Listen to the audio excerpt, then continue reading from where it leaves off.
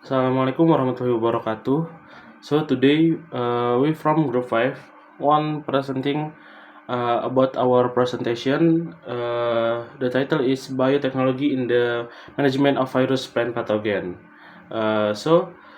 Before we do presentation, let we introduce ourselves. My name is Muhammad Rashidin with student number 1 and 69.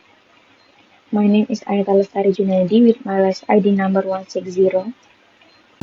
My name is Maura Valna Dinisa and my last ID number is 161. And I'm Bagas Aji with the last student number 190. So before we get into our topic, the first is introduction. Biotechnology plays a significant role in the management of plant virus disease because it provides faster, more accurate, and more sensitive tools compared to traditional methods. Conventional approaches usually rely on visual symptoms, which often appear only after the infection has progressed. In contrast, biotechnology allows the detection of virus even when their concentration is still very low and symptoms have not yet developed. Through molecular techniques, research can identify virus at the DNA or RNA levels, study how they move within plants, and develop plants with enhanced resistance through genetic engineering. Biotechnology also supports more precise monitoring of virus distribution in the field and helps prevent the spread of infected plant,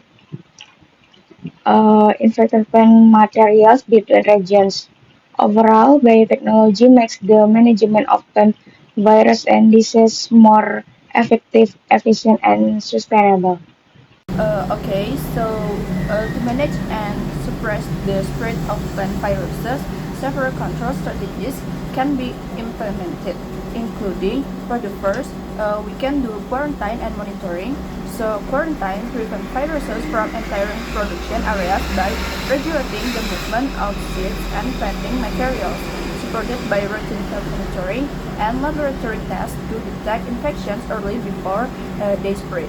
The second is we can reviewing or removal of infected plants. So infected plants must be immediately removed and destroyed because plant viruses cannot be cured, making this step crucial to eliminate the source of the virus to prevent further spread by vectors. The third is vector control. Since many plant viruses are transmitted by vectors such as aphids or whiteflies, vector control involves the use of appropriate insecticides or yellow sticky taps and with management and we can planting arrangements that reduce vector plants contact. Next is physical barriers. So physical protection such as insect-proof nets, silver, plastic mounts or border crops reduce interactions between vector and plants, which is especially effective for fast transmit viruses that are difficult to manage with insecticides alone. And next is virus residues and planting materials. So using certified virus residues or planting material ensures that plants do not carry infections from the start, particularly for viruses transmitted through seeds, cutting, or tubers. Next, we can do resistant or tolerant varieties.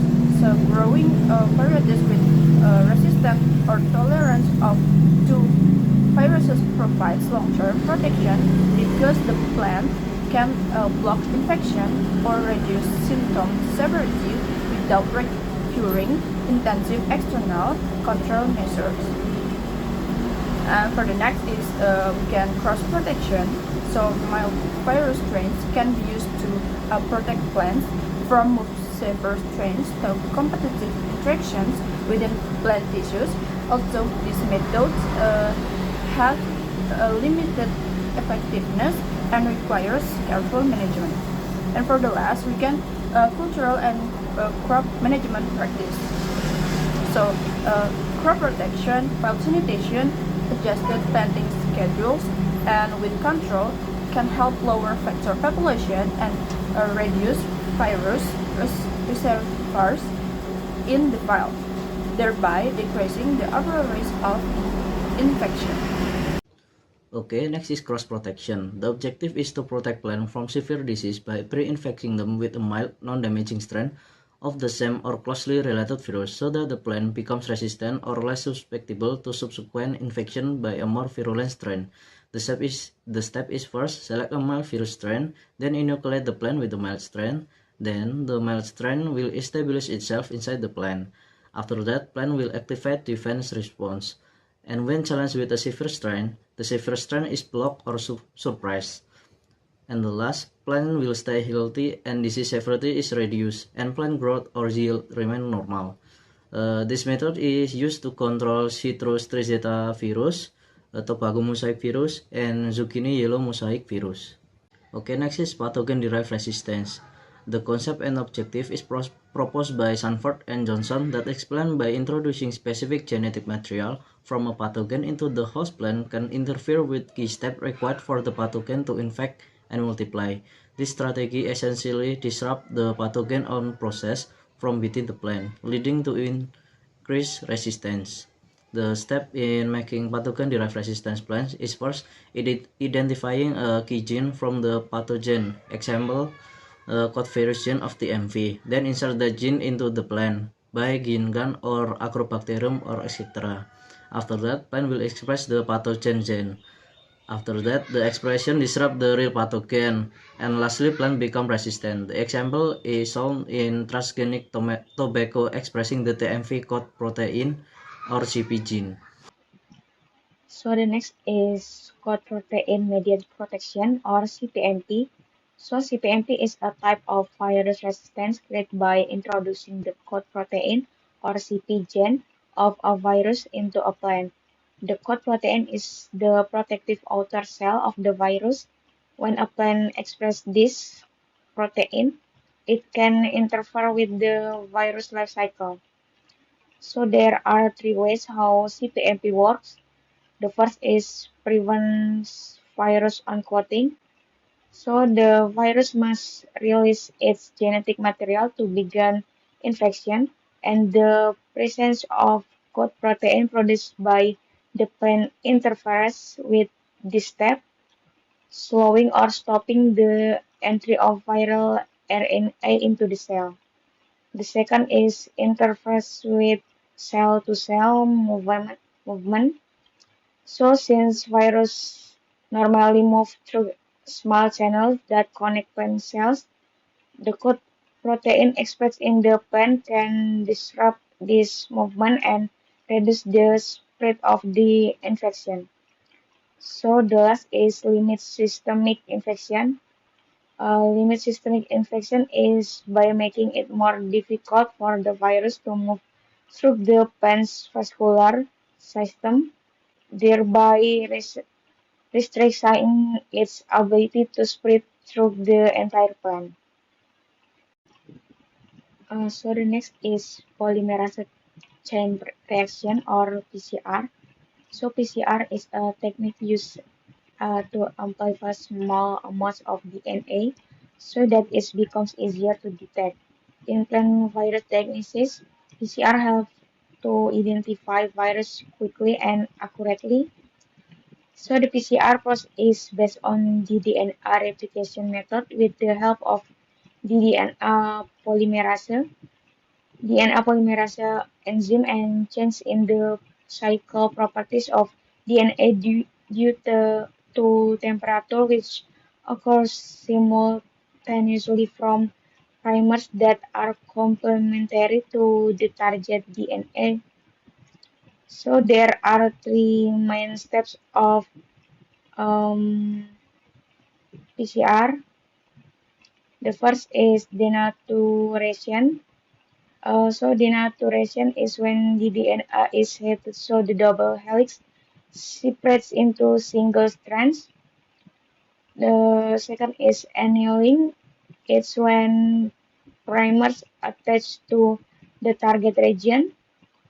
And the last extension is when DNA polymerase extends the primers to produce new DNA strands. So this step is repeated 30 to 45 times, resulting in a number of DNA fragments with size determined by the two primers. So the next is we have function of PCR. The first is used to check germ pumps and make sure it is free from virus. The next is to help fill a file surface by showing how often a virus appears and where it spreads. The next is used to confirm that plant materials are truly virus-free. Next is to support quarantine by detecting virus in plants that move between regions or countries. And then PCR also can detect mixed infection when more than one virus is present. Next is to help us to see which parts of a plant contain the virus. The next is to identify alternative host plants, including which that might carry the virus. The next is PCR is used to test how well a plant resists a virus. And the last is to help study virus transmission by checking if insect vector carry the virus. Okay, for the primary selection, so primer design involves selecting short, specific DNA sequence, usually like 18 until 25 nucleotides. They accurately bind to the target viral genome to ensure precise amplification during PCR. The primer must match only the intended target, have balanced GG content like 40 until 60%. And process a melting temperature close to its pair to allow the efficient annealing. It also must avoid forming secondary structures such as hairpins or dimers that could disrupt the PCR reaction. The design process typically uses sequence database and specialized software to choose unique, stable regions of the viral genome so that PCR can reliably detect the presence of the virus even at low concentrations or during early infection stage. Okay, the optimization of DNA or RNA extraction, the objective to obtain pure DNA or RNA free of inhibitors so that amplification, like PCR or RT-PCR, works reliably. The material states that inhibitors like phenolics, polysaccharides, and all from plant tissue can inhibit PCR, and the content and location of inhibitors vary according to the age of the plant. And the first use direct method like DNA use CTAB or plant DNA, kit and RNA use TRA, ZOL or a plant specific RNA kit. The second work quickly and coolly, especially when handling RNA, as it easily damaged. The third, add a cleaning agent, for example, PVP or mercaptoethanol to bind plant polyphenols.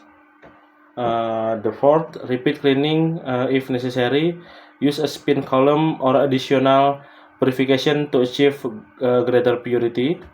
Next, check quality like good DNA or RNA is clear and has an A260 or 280 ratio of around 1.8 until 2.0.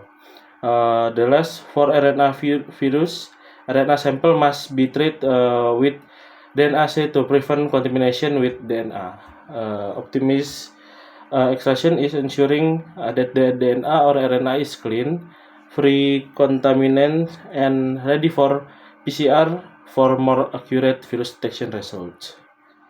The multiplex PCR for RTV detection is a process combines several pairs of primers in a single reaction to amplify multiple targets simultaneously. In the case of RTV, it enables the simultaneous detection of RTSV or RNA virus and RTBV or DNA virus, saving times and regions. Okay, to RTV consists of two virus, RTSV to virus RNA and RTBV to virus DNA. The first for RTSV or RNA virus, RNA must be first be converted into a copy of itself called cDNA using a process called reverse transcription or RT. To RTBV or DNA virus, it can go straight to PCR without needing RT. And the last after that, both targets cDNA RTSV plus DNA RTBV were placed in a PCR tube containing two pairs of primers, introducing multiplex PCR. The result, if two bands appear, that's like the plant is infected with two virus. If only one band appears, that's only one virus, and if no bands appear, that's not infected or extraction or RT failed. Advantage of multiplex PCR is the first is time saving. Next, the region saving and can detect RTBV plus RTSV simultaneously in a single PCR run, and the last suitable for rapid screening in the field or laboratory. So we have a case study. It's about development and evaluation of stable sugarcane mosaic virus mutants for cross-protection against infection by severe strains. This journal was written by Xiao Jiesu and friends. So the first is the introduction about this journal. So sugarcane mosaic virus or SCMV caused by maize dwarf mosaic, a major disease that reduces maize yields. Cross protection using mild virus strains can protect plants, but many mild strains are unstable and can mutate back into severe forms. This study focused on two important amino acids in the HC protein, which is C557 and C60, and creates double mutant SCMV strains to reduce virulence and improve stability. The goal is to find a safe and stable match strain that can protect maize from severe SCMV infection. Is the method.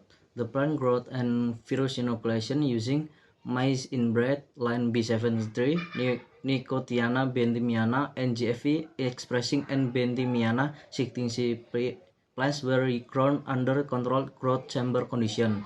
Next, the SCMV infection clones and mutant construct were inoculated onto maize leaf using agro-infiltration followed by mechanical inoculation with leaf extract. Then the plasmid construction, the SCMV infectious class 1 was used to generate mutation through site-directed mutagenesis. Wild-type and mutant HC-Pro coding sequence were inserted into the PBIN121 vector for transient expression assay.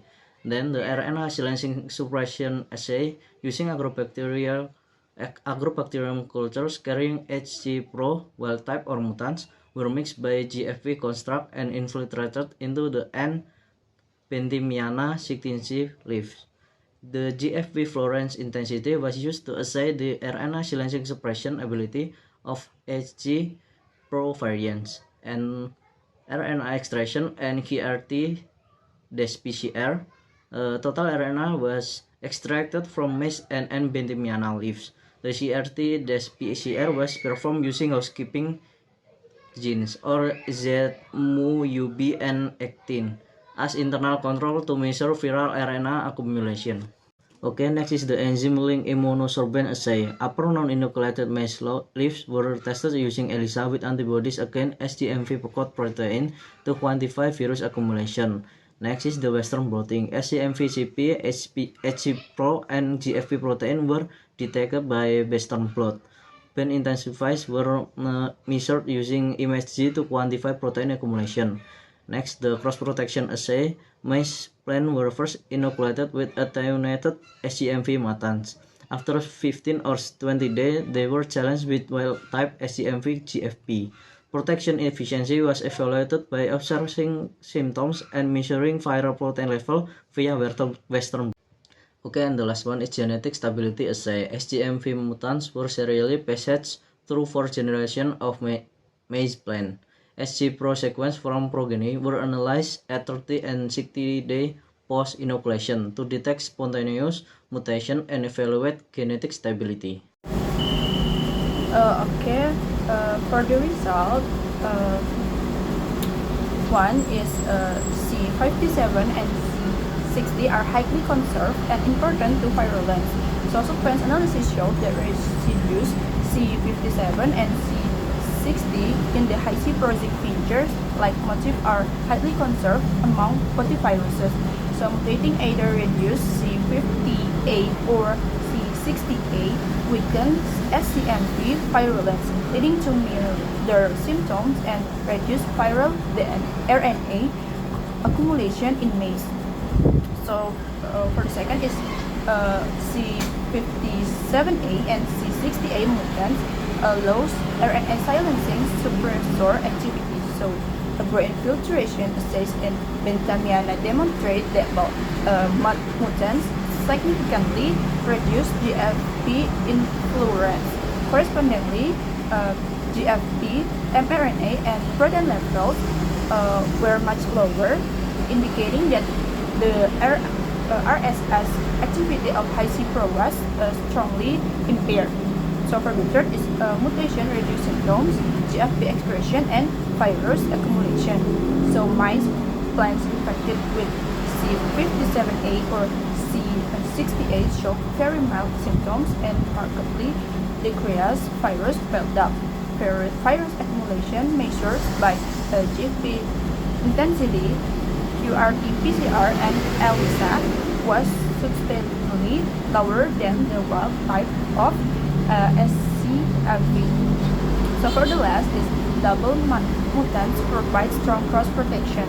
So the double mutants thing are C60A or FKNK